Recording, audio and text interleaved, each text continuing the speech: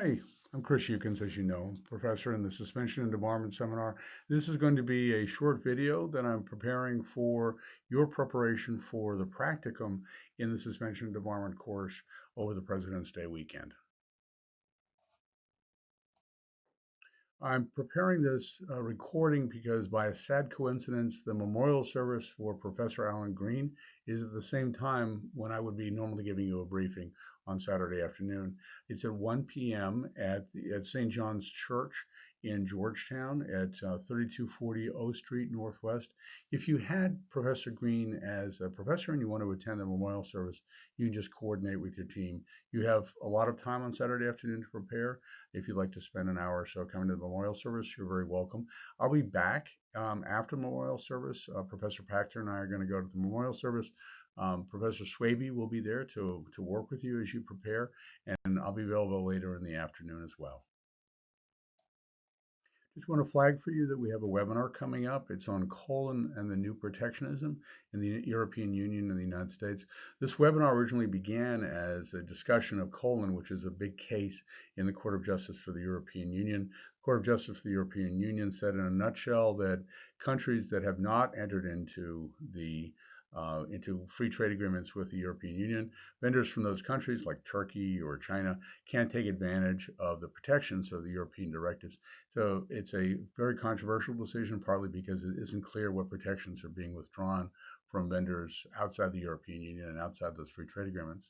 The original idea was to hold this webinar, and that we started the planning process in December.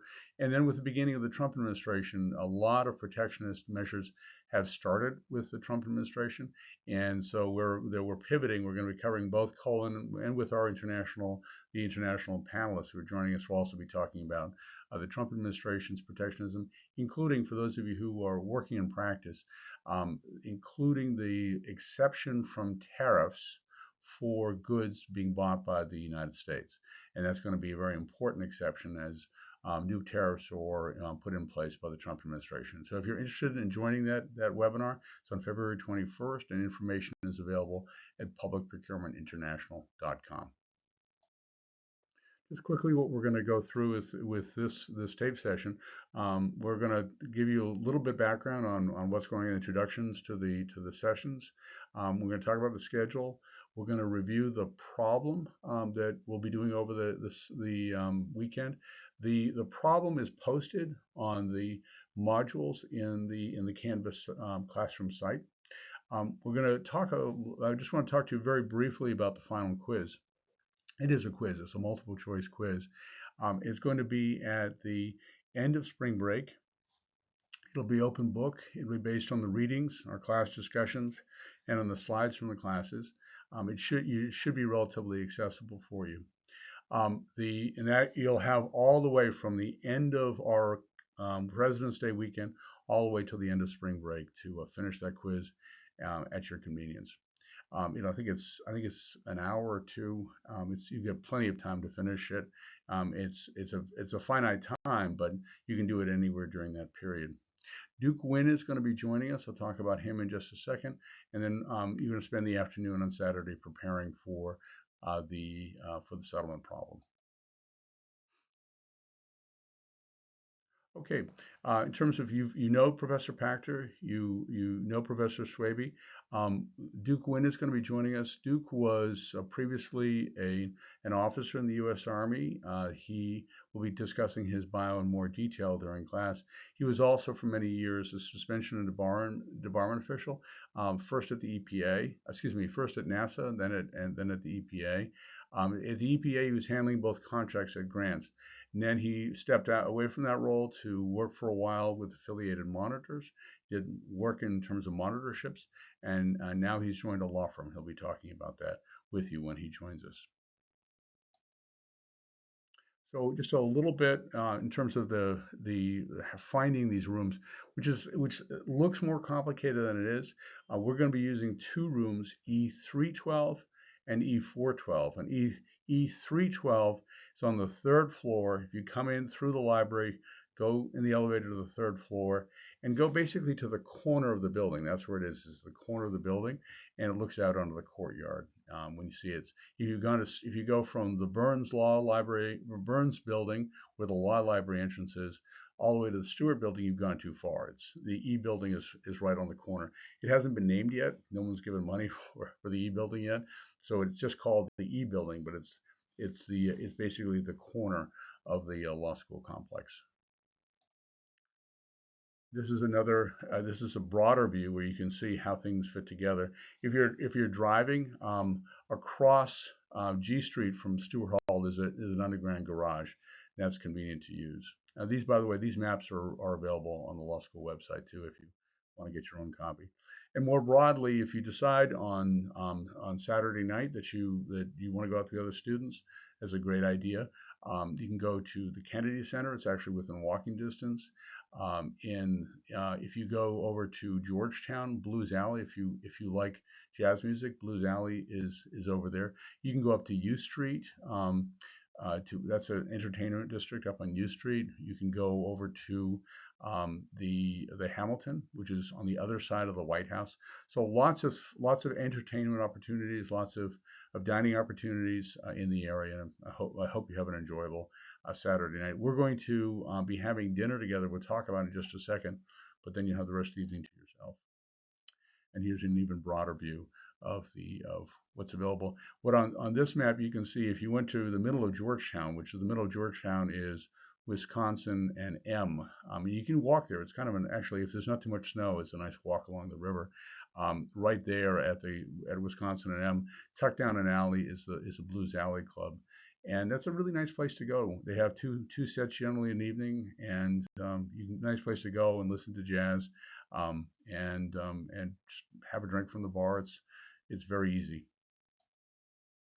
Okay, in terms of the schedule, 1 to 5, you'll be preparing. I'm sorry, I can't be there at 1 o'clock. I have to be at Professor Green's memorial service.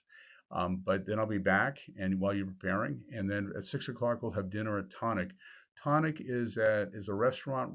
If you just go out of the back of the law school on G Street, it is at 21st and G. It's literally a stone's throw from the law school, and we'll meet there at 6 o'clock for dinner. Dinner's on us. On Sunday, you'll be meeting for last Q&A on the exercise. You should be really get ready to go by 9:30 if possible. We'll have less Q&A, then we'll have a half hour of final preparation if necessary. And you have both rooms E312 and E412 to use. And then from 10:30 to 1, we'll be having the exercise, and I'll show you how that unfolds. So the exercise is a little bit not quite reality, but it's set up in this way so that it's workable. So as we've been discussing, normally you would have a hearing before a suspension debarment officer. The reason we're taking this a step further, we're pretending that a debarment matter has been taken up on a challenge on the Administrative Procedure Act to a district court, and the district judge is asking, in this case, multiple district judges. You'll have myself and Professor Swaby and Professor Pachter, Duke Wynn. We're going to be judges listening to your presentations.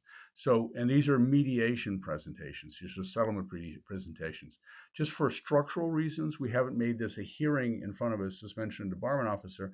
Instead, we've made it a mediation in front of a district judge at the next stage in the process. So if the judge is trying to resolve these debarment issues, you should be familiar. We'll be asking you questions from subpart 9.4 of the FAR, and of course that was revised recently, as you know, from going with the final rule issued. We talked about the final rule during the course of our Professor Pachter's discussion of the elements of debarment, and you should be familiar with subpart 9.4. It's not a long section to review, and you should have a working understanding of that section 9. Of the subpart 9.4. The background materials that we're using are taken from a moot court proceeding that was used. It was published in the Public Contract Law Journal, so it was a moot court held at GW, and then those background facts were created by students, and they were used and they were also published in the Public Contract Law Journal.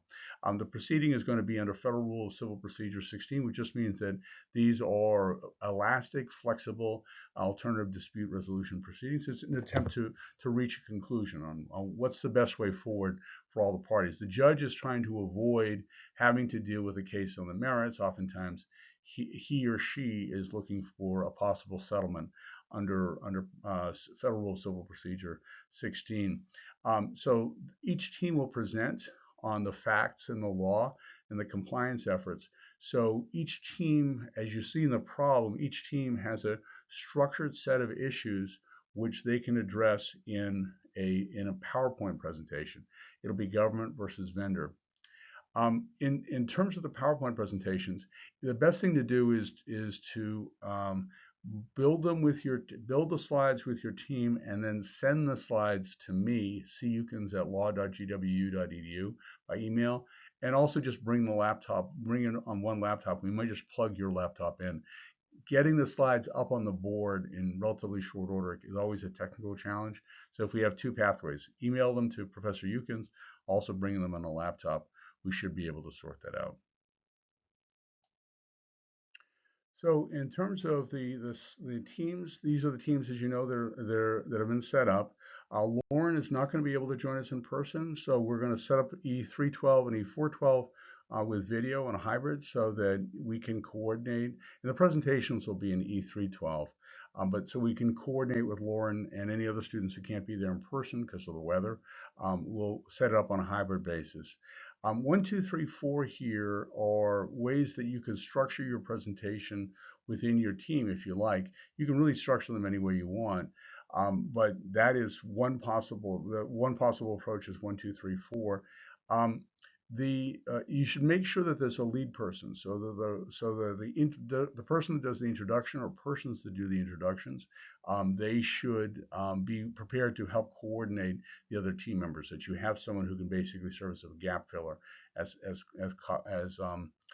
questions pop up. And please send me the slides by email, but also have them available on the laptop so you can just plug your laptop in.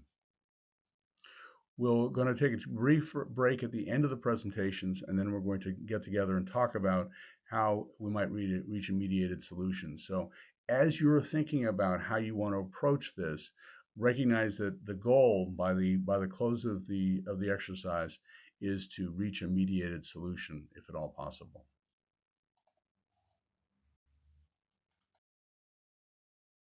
And this is the schedule. Again, we're going to have a hot bench. We are going to be interrupting you and asking you questions as we go. We're trying to make sure that we're using the questions not to be mean, but instead to try to work with you to reinforce a lot of the doctrinal and the policy questions that we've been talking about during the course of the semester. And then we're going to try to wrap up by 1 o'clock if at all possible, so people can get flights home. That's it. If you have any questions, feel free to let me know. Yukins@law.gwu.edu, or you can just give me a call. My mobile phone number is 703-304-4773. And if, by the way, just let me go back to the beginning and say that if you don't have an ID, then at about quarter of an hour ahead of our start on Saturday, about 12:45, Aaron Silva, one of the students in the class, will be helping Professor Swaby to get people into the building if they don't have a physical ID card from GW, so they can wave you in through the doors. So that's going to that problem, the practical problem getting into the building, Aaron Silva and Professor Swaby will be addressing that with you. Thanks a lot. Looking forward to seeing you in person. Take care.